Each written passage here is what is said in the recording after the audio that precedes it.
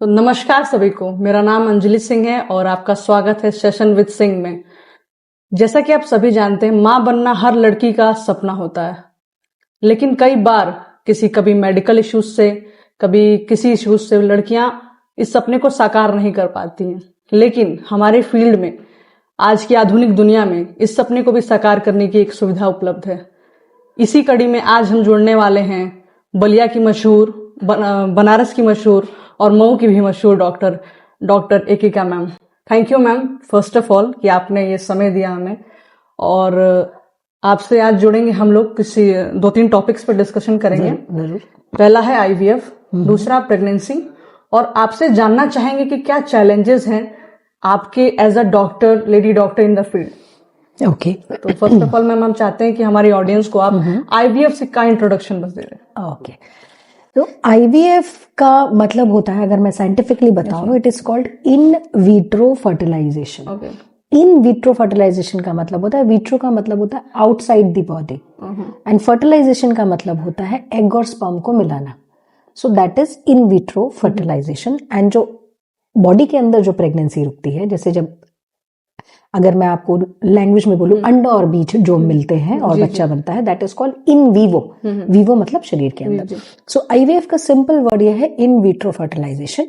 यानी कि किसी कारण से कुछ महिलाओं की या पुरुषों में कुछ इस तरह की कमी है कि अंदर जो है, गर्भ के अंदर बेबी का विकास नहीं बन पा रहा है, तो ऐसे लोगों को एटलीस्ट अब इतनी एडवांस टेक्नोलॉजी आ गई है कि हम अंडा निकाल के, हस्बैंड का बीज लेके हम बाहर बेबी बना सकते हैं, जिसको भ्रूण या एम्ब्रियो कहते हैं, और फिर उसी को वाइफ की बच्चेदानी में एम्ब्रियो ट्रांसफर, यानी कि भ्रूण का स्थानांतरण किया जाता है, कई दवा देके या जो भी करके, ताकि प्रेगनेंसी उसकी बढ़े। तो इसमें एक मैं बहुत इंपॉर्टेंट चीज बताना चाहती हूँ। लोगों को ये डर लगता है कि ये तो नेचुरली नहीं है, ये तो बिल्कुल अननेचुरल चीज है, आर्टिफिशियल है।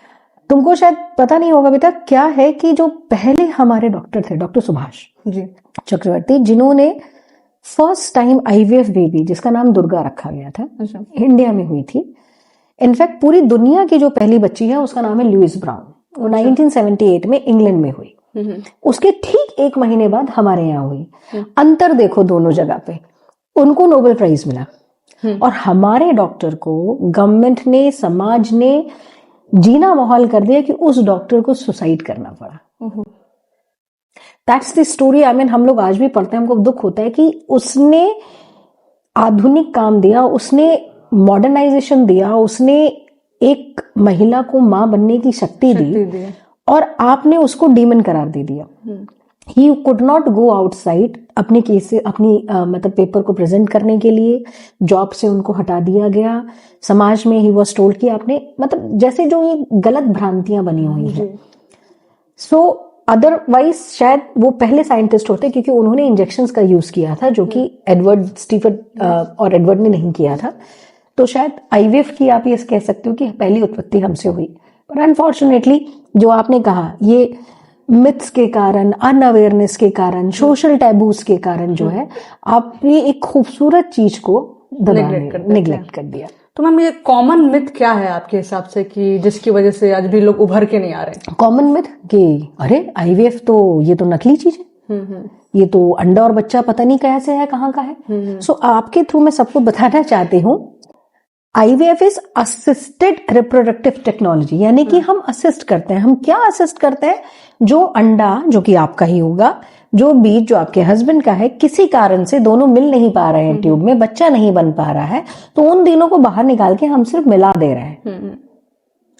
It is something like that कि 2 लोगों में लड़ाई हुई है, और दोनों जुड़ नहीं पा रहे हैं, तो एक मीडिएटर की तरह उन दोनों को जोड़ रहे हैं। तो it is not artificial, it is assisted.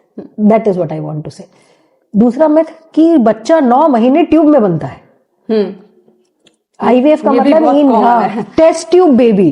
Test tube baby का तो मतलब, इसका मतलब भैया कहीं से बच्चा, काश हम इतनी उन्नति कर सके कि हम बच्चे को ट्यूब में बना सके। दैट इज कॉल्ड क्लोनाइजेशन, जो अभी तक नहीं है। बच्चा ट्यूब में नहीं बनता है।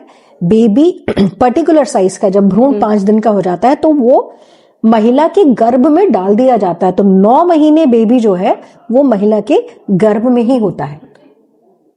और मैम आपसे एक चीज जानना चाहेंगे हम कि इसके पीछे जैसे कि मुझे जो रिसर्च मिला, जो लोगों ने मुझे बताया कि सिर्फ वही करा सकते जिनके पास पैसे हैं।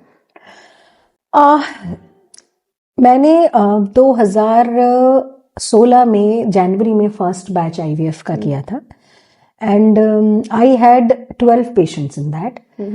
उसमें से एक पेशेंट जो है आपके सरकारी महकमे में स्वीपर था, उसने तक कराया था। अच्छा। यस। एंड अभी मतलब मैं नाम because we don't tell, but nearly अभी यहीं पास में कहीं कोई पेट्रोल पंप है जिसपे उनका काम सिर्फ ट्यूब में हवा भरने का है। वो अपना बच्चा उन्होंने आईवीएफ से कराया। अच्छा। 2-3 चीजें आपको समझनी पड़ेंगी बेटा। कुछ चीजें होती हैं, अगर मान लीजिए आपका एक्सीडेंट हो गया, आप इलाज नहीं कराओगे, पैसा लगेगा उसमें।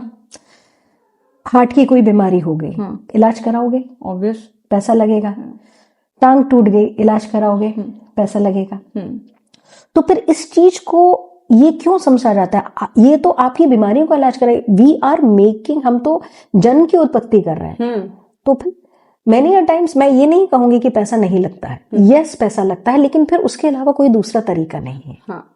और अगर आप चाहते हैं और तो आपको आपको समझना पड़ेगा कि हर चीज का स्पेशलाइज्ड काम है, क्योंकि बेबी बना रहे हैं, बेबी बना के ट्रांसफर करें, ये दुनिया का सबसे स्पेशलाइज्ड काम है।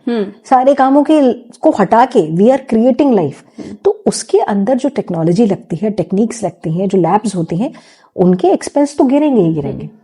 अच्छा मैम, जैसे मैंने कई महिलाओं से जब बात किया तो उनका एक बहुत कॉमन मतलब रहता है, जिन महिलाओं का बच्चे नहीं हो पाते हैं, वो हमेशा ये रहता है कि लड़कियों के ही अंदर प्रॉब्लम है। No, this is not it. ये आपको मैं बताना चाहूंगी कि 40% जो है प्रेगनेंसी नहीं रुक रही है बिकॉज मेल फैक्टर है। जैसे जैसे because of the adulteration, pollution, क्योंकि एडिक्शन, आप भी देखते होंगे कि जब ऐसा नहीं होता है तो जो मेल पर्सन है वो हमेशा फीमेल को ही चेकिंग कराना कि तुम्हारे में प्रॉब्लम है, ये बहुत कॉमन है। आप गलत नहीं कह रहे हो। अनफॉर्चुनेटली हमारे समाज में बहुत से मिथ्स हैं और उन मिथ्स के कारण उसका ब्रंट औरत को झेलना पड़ता है। ये गलत नहीं है, लेकिन मैं ये सबको बताना चाहती हूँ कि नियरली 40% टाइम्स ये भी है कि मेल फैक्टर, यानी कि मेल के बीज में कोई खराबी है या कमी है कि प्रेगनेंसी नहीं रुक रही है। सो प्रोबेबली अगर किसी का भी आईवीएफ हो रहा है तो ये पहली चीज समझनी चाहिए कि ये बहुत पर्सनल चीज है। It is for the wife and the husband. परेशानी दोनों में से भी किसी में हो सकती है। सो ये टाइम है कि दोनों एक दूसरे का साथ दें, उसको समझें, और ये पर्सनल काम है, पर्सनल तरीके से करें। हमारे यहाँ अनफॉर्चुनेटली हिंदुस्तान में बच्चा आदमी अपने लिए नहीं पैदा करता है, समाज के लिए पैदा करता है। कि 6 महीने शादी को हो गए, मेरे दोस्त की शादी को 3 महीना हुआ, उसका बच्चा हो गया, मेरा नहीं हुआ। अरे 2 साल शादी को हो जाएंगे, हम बाकियों को क्या बताएंगे? सब पूछते हैं बेबी चाहिए, बेबी चाहिए। तो बहुत सी चीजें ऐसी हैं कि जिसके बारे में मैं और आप नहीं बता सकते हैं, नहीं बात कर सकते, मतलब वो है बेबी क्यों है ये नहीं हम जानते। लेकिन ये जरूर है कि it is not only the female, कि एक महिला में ही हमेशा नहीं कमी होती है, बहुत बार जो है पुरुषों के अंदर भी कमी होती है, क्योंकि बच्चा रुकने के लिए अंडा और बीज दोनों चाहिए। दोनों में से कोई एक खराब है तो फिर बेबी नहीं रुकेगा। मैम अभी आपके यहाँ सेंटर पे मेरा 2-3 विजिट रह चुका है, तो मैंने कई बार देखा है यहाँ पे जो महिलाएं आती हैं वो कभी मुंह छुपा के ही आती है मोस्टली, या फिर वो ये नहीं जानना, मतलब कोशिश करती कि कोई जान ना जाए कि मैं आईवीएफ के थ्रू बेबी प्लान कर रही हूँ। तो इसका कारण क्या है मैम, और इससे क्या हमें बचना चाहिए, या फिर?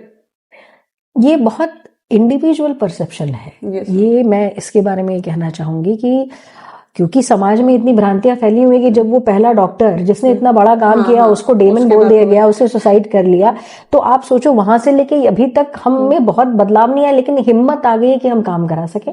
काम कराते हैं। अब उस काम को आप दुनिया को बताना चाहते हैं कि नहीं, वो आपके ऊपर निर्भर करता है। मेरे कई ऐसे पेशेंट हैं जो खड़े हो के चीख के बोलते हैं कि भाई हमारा नहीं रुक रहा था, हमने आईवीएफ से कराया।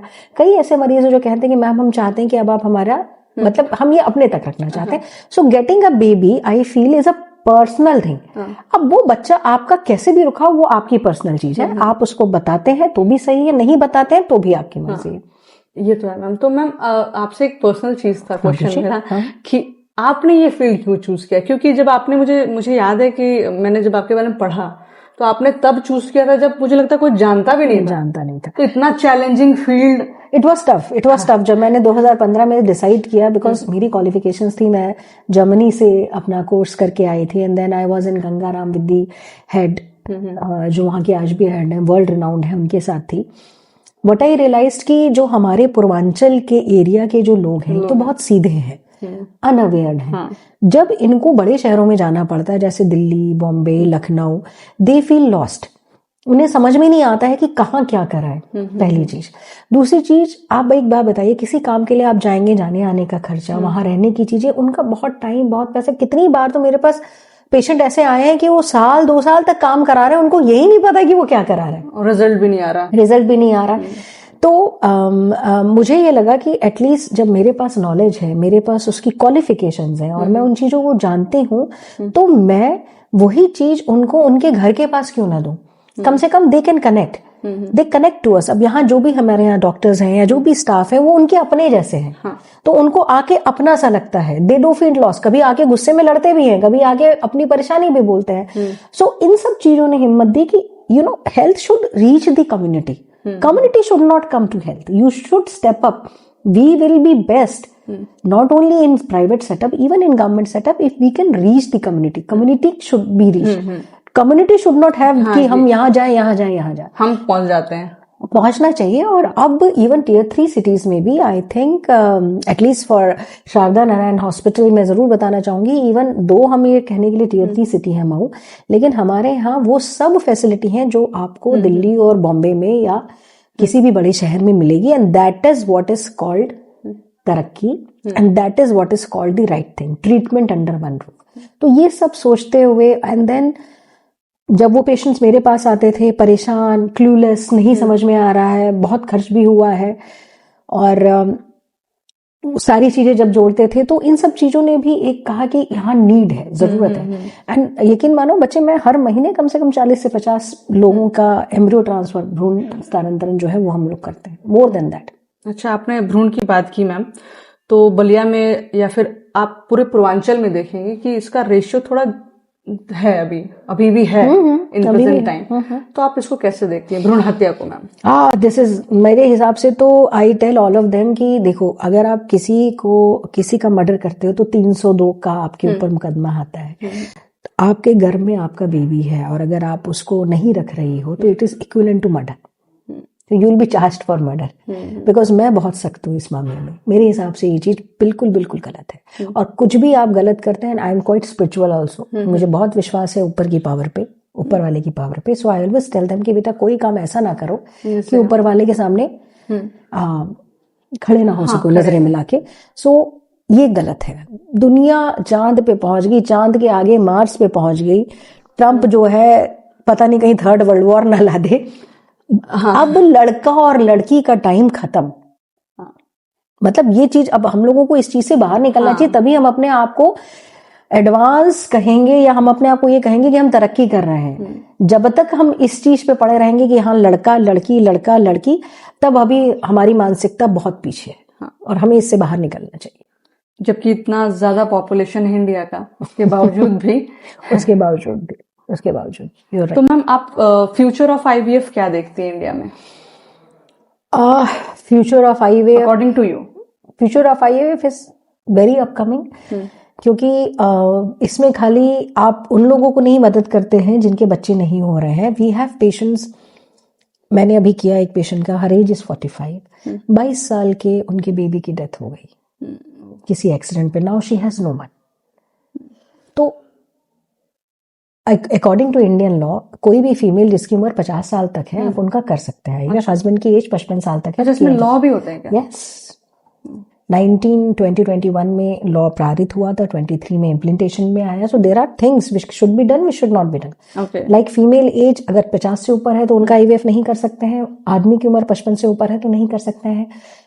किसी भी फीमेल की उम्र जो है 21 से ऊपर होनी चाहिए अगर आप उसका आईवीएफ करने जा रहे हैं। अच्छा। मैरिड इवन अनमैरिड बच्चियां भी आईवीएफ, सिंगल वुमेन भी आईवीएफ करा सकती हैं अगर वो करना चाहती हैं, विडो करा सकती हैं आईवीएफ अगर करना चाहती हैं, बच्चियां अपनी एग फ्रीजिंग करा सकती हैं। बहुत है ना इस समय, जैसे कि बच्चियां हैं वो भी पढ़ना चाहती हैं, करना चाहती हैं, लेकिन फीमेल्स के साथ प्रॉब्लम यह है कि जैसे जैसे एज बढ़ती है उनके अंडे की क्वांटिटी और क्वालिटी, अच्छा, मतलब कितना बचे रह गए और उनकी क्या गुणवत्ता है वो सब। एग फ्रीजिंग तो कॉमन है थोड़ा, एग फ्रीजिंग अब बच्चे एक्सेप्ट करने लगे, हाँ बहुत एक्सेप्ट करने लगे। In fact I received a call from a girl, वो जो यहीं की कहीं की है, एंड शी सेड कि मैम मैं पढ़ रही हूँ अभी और I think I don't want कि मैं 32-34 तक मैरिज करूं, तो मैं चाहती हूँ कि मैं आके अपने एग फ्रीज करवा लूं। Same here ma'am, I'm in the list too. So anytime you can come anytime, we can do that for you. Egg freezing से क्या होता है कि हमने आपके एग फ्रीज कर लिए तो उसकी एज उतनी ही रहेगी। सपोजली तुम 25 होगी और तुम्हें लग रहा है कि अभी मुझे अपने कैरियर में आगे बढ़ना है, अभी मैं 10 साल 15 साल I'm not prepared कि मुझे शादी करनी है। So at 24-25 when you are prepared, तुम अपने एग फ्रीज करा लो, बिकॉज ऑब्वियसली अभी तो डिसाइडेड भी नहीं है कि किससे शादी करनी है। आप अपने एग फ्रीज करा लो and when you are ready, वो एग्स की उम्र जैसे आज के तुम 10 साल बाद आती हो, अभी तुम 25 साल हो, तुमने फ्रीज करा लिया, 10 साल बाद जब तुम 35 साल के हो गए तब आपने कहा कि नहीं अब मैं प्रिपेयर्ड हूं, मुझे शादी करनी, मुझे अब बच्चा करना है। सो एट 35 इफ यू वांट, तो हम आप ही का एग लेके आपके हस्बैंड के स्पर्म से मिला के बच्चा बना के, like Priyanka Chopra, there are many people who have done this. उसने तो 40 में जाके किया है, but she has her own child, तो जेनेटिकली आपको अपना बेबी मिला है। तो मैम ये जो 10 साल का होता है वो 10 साल तक चलता है? That is why it is freezed. It is freezed at a very low temperature, -20 degree, जिसमें सेल्स की कोई एक्टिविटी नहीं रहती है, तो वो उतने ही रहते हैं, उसी स्टेज पे रहते हैं, उसी एज पे रहते हैं, उनकी एज नहीं बढ़ती है। ओके मैम, तो इसी के उसमें हम आपसे एक रैपिड फायर क्वेश्चन करेंगे। जरूर जरूर जरूर। Okay ma'am, so the first question कि आपका सफर कैसा रहा as IVF doctor? Mixed. Okay, IVF miracle है या medical science? Medical science, absolutely. Then with a touch of miracle from God in few cases. Okay, ma'am. So age or lifestyle, what impacts fertility? Age. Okay, age the most. Number one is age, and then of course the lifestyle. Okay, ma'am. One biggest fertility myth you hear almost daily or every day? ये IVF का बच्चा तुम्हारा नहीं है। Okay. So stress really affects conceiveness or yes? Yes. Okay. Natural pregnancy or IVF with fails more? Which fails more? Which fails more?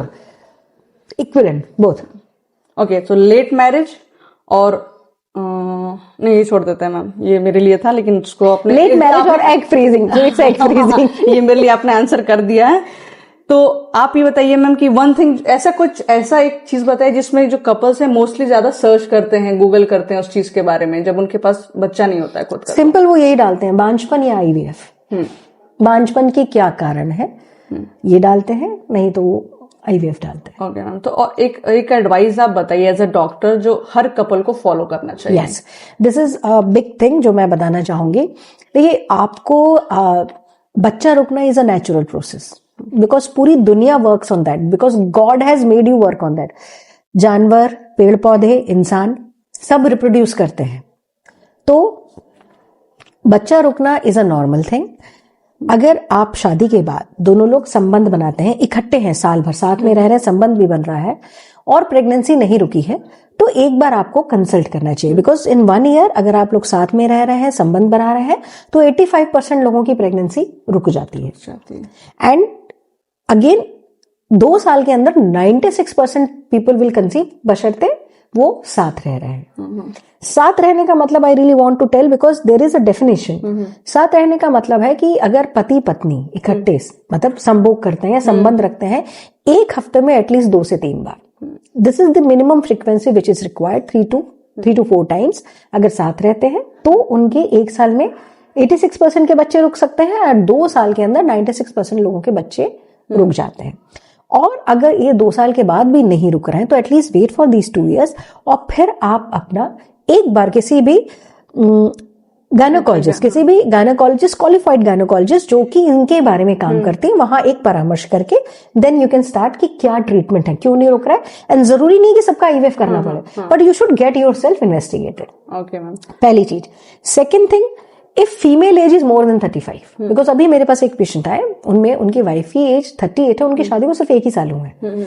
So but अगर female की as 35 से ऊपर है और उन्होंने जैसे एक फ्रीजिंग या कुछ भी नहीं कराया है, तो with in 6 month of time इकट्ठे साथ रहने पे नहीं कंसीव कर रहे हैं, तो उनको थोड़ा टाइम से पहले काम शुरू कराने लगे चाहिए, मतलब एक बार इन्वेस्टिगेट कराना चाहिए, because female age is a very big factor for you conceiving. बच्चा रुकने के लिए महिला की उम्र जो है बहुत बड़ा फैक्टर होती है। ओके मैम, तो as a doctor, IVF doctor, सबसे रिवॉर्डिंग मोमेंट क्या था आपके लाइफ का मैम, जब आपको लगा कि okay I mean, this is what is actually there is not one, there are many of them, you know, when they conceive और जब बेबी हो जाता है एंड जो जॉय आप उनकी आंखों में देखते हो, और जब वो आकर आपको बोलते हैं कि मैडम मैं आपको बता नहीं सकती कि आप लोग मेरे हमारे लिए क्या है, मैम, ये तो you complete a life of a female, उसको आप कितनी चीजों से बचाते हो, बांझ है, ये है, वो है। There is one who came and told me when her baby हो गया, सब कुछ हो गया, आके वो फूट फूट के रोने लगी।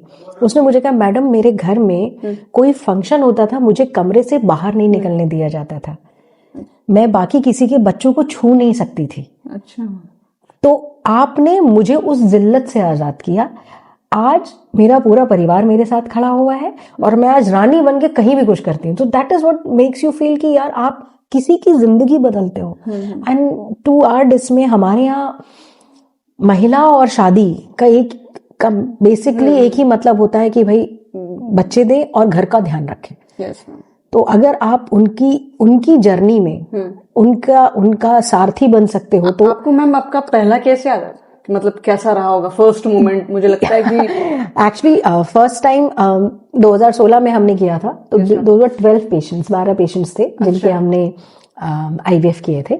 सो जब हमने ट्रांसफर किए और पिकअप किया और ट्रांसफर किया, तो मुझे मेरे ख्याल से 15 दिन के बाद रिपोर्ट आती है। 15 रात नींद नहीं आई थी बिकॉज आई वाज कि पता नहीं क्या रिजल्ट रहेगा। एंड वी वर लकी कि उसमें से 6 का रिजल्ट पॉजिटिव था। अच्छा, तो that was our first cycle and वो छो के बच्चे हुए हैं। So that gave me the enough courage, और फिर उन लोगों की तरफ का जो एक ग्रैटिट्यूड कि हाँ ये चीज सही है। यस, मैं इसके साथ ये भी कहना चाहूंगी बच्चे आपको कि yes it is an expensive affair. मैं ये भी नहीं कहूंगी कि सस्ता इलाज है, मैं बिल्कुल नहीं कहूंगी, क्योंकि ये चीज गलत होगी। पैसा लगता है, इलाज महंगा है, लेकिन फिर इससे जो खुशी मिलती है उसकी कोई आंकलन नहीं है। यस मैम, लेकिन मैम अगर ऐसा कोई बहुत नीडी कपल हो लेकिन उतने उस मनी को अफोर्ड नहीं कर पा रहा हो, दैट विल बी डिसाइडेड। वो एक बार टीम पूरा देखती है, बैठती है, तो जितना उनके लिए डिस्काउंट और कंसेशन किया जा सकता है वो उतना किया जाता है।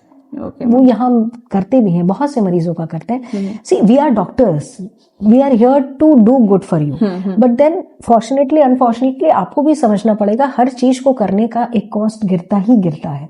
तो उसमें जितनी हम मदद कर सकते हैं हम जरूर करते हैं। और हमें खुशी मिलती है जब हम एक पॉजिटिव रिजल्ट देते हैं। और यकीन मानो मुझे इतने साल हो गए, मैं 2015 से ये काम कर रही हूँ। मैं सिर्फ 2015 तो मैंने आपको बताया, मैं उससे पहले से ये काम कर रही हूँ। आज भी जब रिजल्ट बताना होता है तो उतनी पाल्पिटेशन मुझे होती है जितने मेरे मरीज को हो रही है कि इसका रुका है कि नहीं रुका है, रुका है कि नहीं रुका है। It's a tough phase for them also, emotionally, financially, society में, सोशली। सो जिनका रुकता है उनके लिए तो बहुत अच्छा है, जिनका पहली बार में नहीं रुकता है तो उसको समझना, उसको टेकअप करना जितना मुश्किल उनके लिए होता है, सुनना उतना मुश्किल हमारे लिए भी होता है बताना। तो मैम आप ऐसी महिलाओं या फिर लड़कियों को कुछ हेल्दी एडवाइस देना चाहेंगी? आई थिंक सबसे बड़ी चीज तो मैं ये बोलना चाहूंगी, जो भी बच्ची है या महिला है, चाहे वो अकेले है, चाहे वो किसी स्वरूप में है, चाहे पत्नी है, चाहे बहन है, चाहे माँ है, एक सेल्फ इंडिपेंडेंट आपको बनना सबसे ज्यादा जरूरी है। This is what I want to tell everyone कि सेल्फ रिजिलियंस, सेल्फ इंडिपेंडेंट, जिसमें आत्मनिर्भर इज द राइट वर्ड, कि आप सबको आत्मनिर्भर होना चाहिए, अपनी रिस्पेक्ट बना के रखनी चाहिए और अपने लिए सोचने की क्षमता रखनी चाहिए। हमेशा ये नहीं होना चाहिए कि हर चीज वही सही है जो दूसरा का है। आप खुद समझदार हैं एंड देन प्लीज पढ़िए। पढ़ना बहुत जरूरी है, सीखना बहुत जरूरी है, आगे बढ़ना बहुत जरूरी है। और ये सब चीजें जब आप करेंगी तो बाकी चीजें अपने आप साथ में चलती हैं। दूसरी चीज, ये मैं एज अ फीमेल बता रही हूँ, now as a doctor I am telling you हमारे यहाँ हिंदुस्तान में सबसे बड़ी प्रॉब्लम है कि महिलाएं अपने आप को सबसे पीछे रखती हैं। पूरा घर खा लेगा तब मैं खाऊंगी, पूरा घर का हो जाएगा तब मैं करूंगी। आप भी उतनी इंपॉर्टेंट है। जब आप स्वस्थ और सुखी रहेंगी तब पूरा परिवार स्वस्थ और सुखी रहेगा। तो अपना ध्यान रखना सीखिए। और हाँ, जैसे मैंने बताया कि प्रेगनेंसी में भी जरूर डॉक्टर को दिखाइए। कोई बीमारी है तो जरूर मिलिए, क्योंकि आपको भी जरूरत है। और अगर कोई तकलीफ है कि बच्चे नहीं रुक रहे हैं, बांझपन है, तो सही समय पे सही इलाज। This is the very right point. उचित समय, उचित इलाज और उचित जगह, ये तीनों चीजें जो है जब साथ में मिलती हैं तो एक अच्छा इलाज होता है और आपको रिजल्ट मिलता है और फाइनेंशियल स्ट्रेन जो है वो भी कम पड़ता है। सो प्लीज आत्मनिर्भर बनिए, अपने लिए भी सोचिए एंड अपने को खुश रखिए, स्वस्थ रखिए, सब खुश और स्वस्थ रहेंगे। और मैम इसकी वजह से मैंने देखा बहुत महिलाओं में मेंटल ट्रॉमा भी रहा है। आज भी है हमारे समाज में। अनफॉर्चुनेटली अनस्पोकन ट्रूथ है। देयर आर मेनी जो कि इससे लड़के खड़ी भी हुई हैं, but there are many who go through this, क्योंकि उनको अपने इस वाली फैमिली से और इस वाली फैमिली दोनों में वो चीज मिलती है। पर लेकिन आप घबराइए मत, अब आपके साथ भी महिला खड़ी है। So now there are things which can be changed. So उसके डरना नहीं है, बस एक पहल की जरूरत है, एक सोच की जरूरत है। और इतने लोग बेटा हमारे यहाँ काम कराने आते हैं, हम आपको बताएं कि उनको देख के आप सोचोगे नहीं कि ये जानते भी होंगे, पर बच्चे की चाह ऐसी होती है कि इंसान उसके लिए खिंचा चला आता है। और इसका फायदा मैम ओझा लोग बहुत उठाए पहले, बहुत आज भी है। I don't want to say anything for anyone's spirituality, because मुझे भी विश्वास है कि ऊपर वाला जब अपना हाथ रखता है तब आपकी चीजें बदलने लगती हैं। लेकिन मैम पहले साइंस था कि आप इस पानी में, ठंडे पानी में रात भर रहो। वो उनके मतलब let's not comment on that, but the thing is that कि yes it is a medical science purely which we follow. लेकिन उसके बाद आई डू टेल देम कि yes you should have faith on yourself, faith in God and faith in your doctor. ये तीनों चीजें बहुत जरूरी है। Ma'am last but not the least, एक छोटा सा हाईलाइट चाहिए मैम आपके ये सर्वाइकल कैंसर के बारे में, जो आजकल काफी लड़कियों में बहुत देखने में मिल रहा है। Actually cervical cancer is the, पहले तो हमारे यहाँ सर्वाइकल कैंसर फर्स्ट नंबर पे था, the most common cancer in India, but now because of lot of awareness it has become second. Now breast cancer has become first.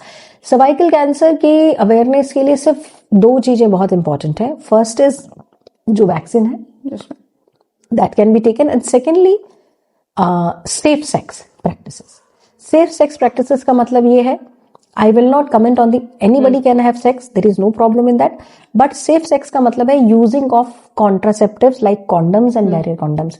तो contraceptive में पिल आप खाती हैं भाई, प्रेगनेंसी ना हो वो अच्छी चीज है, लेकिन सर्वाइकल कैंसर से बचने के लिए कॉन्डम का इस्तेमाल बहुत जरूरी है, because it acts as a barrier. तो वो इन्फेक्शन नहीं होने देता, और जब इन्फेक्शन नहीं होता तो कैंसर के चांसेस कम होते हैं। तो ये मैं सबको बताना चाहती हूँ कि प्रेगनेंसी ना होने के लिए पिल्स खाया जा सकता है, इंजेक्शन लिया जा सकता है, लेकिन cervical cancers, HIV and sexually transmitted disease से बचने के लिए कॉन्डम का इस्तेमाल मस्ट मस्ट मस्ट है। Thank you so much ma'am, और आपसे बात करके ना सिर्फ IVF, बहुत सारी जानकारी मिली और मोटिवेशन भी मिला, और होपफुली हम लोग आपसे जुड़े रहेंगे आगे भी। Thank you so much guys, जुड़े रहिए इस चैनल पे, और थैंक यू अगेन मैम।